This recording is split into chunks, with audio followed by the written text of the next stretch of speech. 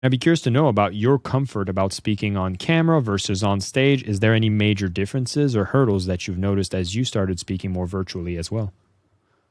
Definitely a huge shift coming onto camera. But before I tap into that, I really want to highlight something that you just said then that was so beautiful. You said about I was lucky enough to be terrible at speaking that I had to do something about it. And as you know, and I'm sure many of your listeners have heard, public speaking has become that cliche phrase of the biggest fear in the world. But in that focus, in that attitude of I'm terrible, but I can do something about it, that's where you progress and look at the podcast and the platform that you are now running and speaking so powerfully and impactfully on. So anybody truly can master and improve with this skill. Shifting to online. I was really stubborn at first. I am somebody that just loves live audiences. I love being on the stage. I love being in, events full stop, whether I'm there as a participant to learn, whether I'm speaking at an event or whether I'm running my own event. I'm just all in. I really enjoy the atmosphere, the energy. I'm somebody, as you mentioned earlier, that works with breakthrough experiences, firewalks, glass walks, board breaks, etc., etc. That's quite difficult to do online. I believe there was some board breaks done during COVID, but again, it was, a specific born in a specific environment that still gave a powerful moment to people.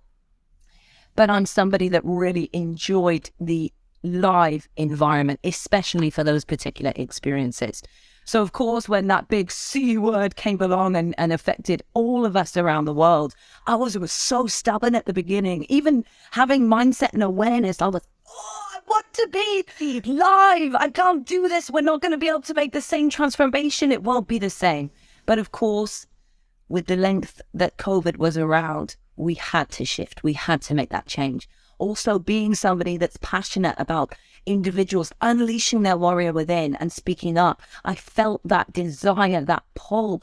This is a time where I need to be speaking. This is a time where my voice, my message, my story, and other people's, both as a speaker and a speaker trader, needs to be heard. So again, I was driven by desire to step into that online space. And I was quite surprised by what I found. As you say, very different platform. There are tweaks that you need to make as a speaker. Engagement is one of the most important. The way in which you engage with your audience needs to ramp up and increase hugely.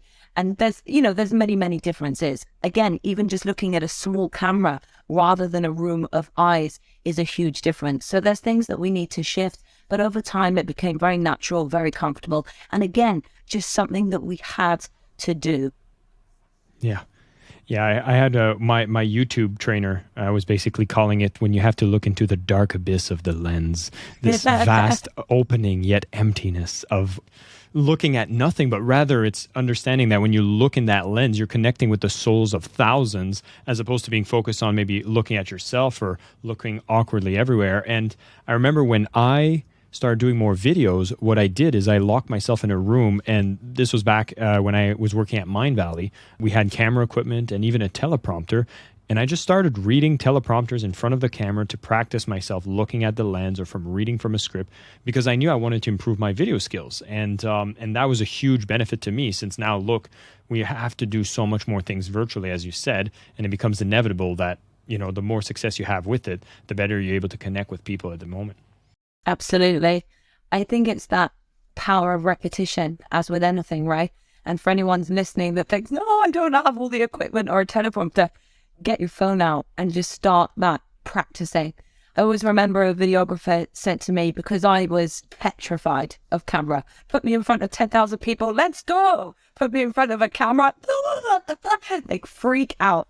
And I remember him sharing with me, number one, imagine that a loved one, a friend, someone that you find really funny is standing right behind that view hole. Just feel as if you're speaking to someone rather than speaking to that camera. If you're an entrepreneur, you're in business, who's that ideal client? Who's that golden wonder that you imagine having that beautiful conversation with or sharing your product, service or message with? And imagine they're standing behind that camera. Because as you say, the camera is the connection point.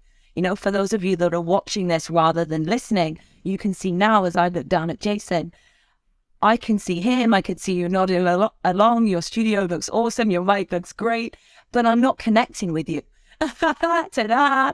But if I look back up at the camera now I'm looking into the eyes of the audience. No matter if you're on a Zoom with hundreds of people, by you looking into that camera, you're connecting with each and everyone behind it. Yeah, and interestingly enough, if you're using the camera of your computer, it's easier because it's so close that it always looks like you're kind of looking into it. So if you are using an external camera, it's definitely something I found myself needing to train myself to do.